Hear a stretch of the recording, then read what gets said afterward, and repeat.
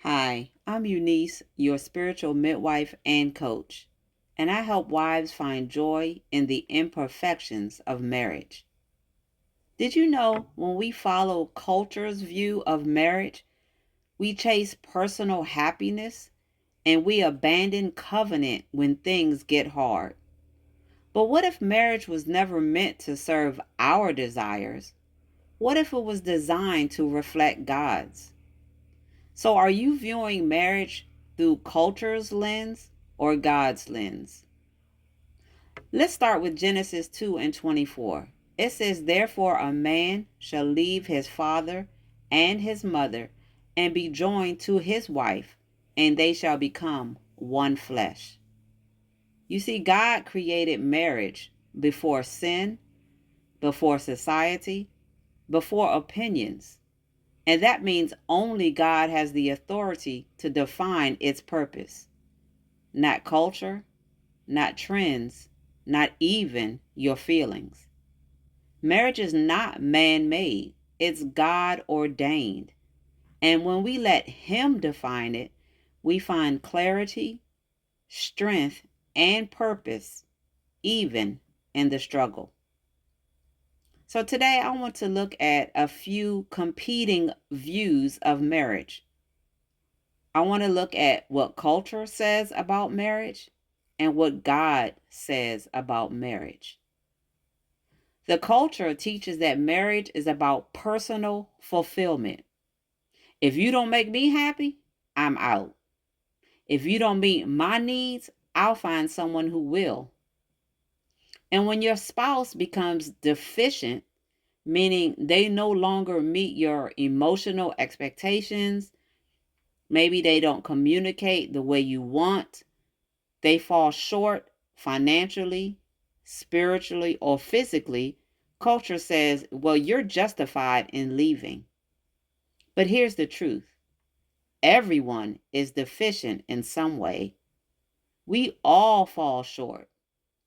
And if we're constantly measuring our spouse by how well they serve us, we'll always find a reason to be disappointed. This mindset is rooted in self centeredness, the belief that marriage exists to serve me. It says that I deserve to be happy at all costs. My needs come first. And if I'm not getting what I want, then I'm gone. And this turns marriage into a transaction instead of a transformation. But what does God say about marriage? God says that marriage is about service and sacrifice. Ephesians 5:25 says, "Husbands, love your wives just as Christ loved the church and gave himself up for her."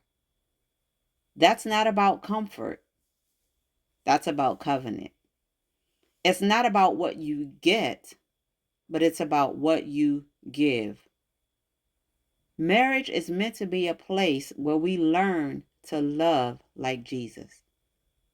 We serve when it's not convenient, we forgive when it's not deserved, and we stay when it would be so much easier to walk away. God's design for marriage is not self centered, it's Christ centered. So, wives, if you are standing for your marriage and you feel like giving up, I want to speak directly to your heart. Ask yourself, am I viewing marriage through God's lens or culture's lens? Am I expecting comfort or embracing covenant?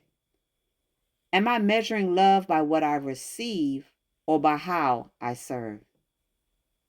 Remember, wives, you are not invisible. You are not weak, and you are not foolish for hoping. Your marriage, even in its brokenness, is still a vessel God can use. Your prayers, your tears, your obedience, they are all seen by heaven. You are participating in something that is sacred even when it feels ordinary or painful.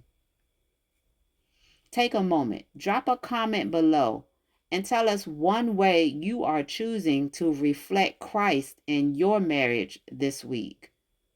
Your very words may be something that will encourage another wife who needs it today. Don't forget to subscribe and share this message with someone who needs it. And thank you for listening. Remember, God sees, God hears, and God is working even in the silence.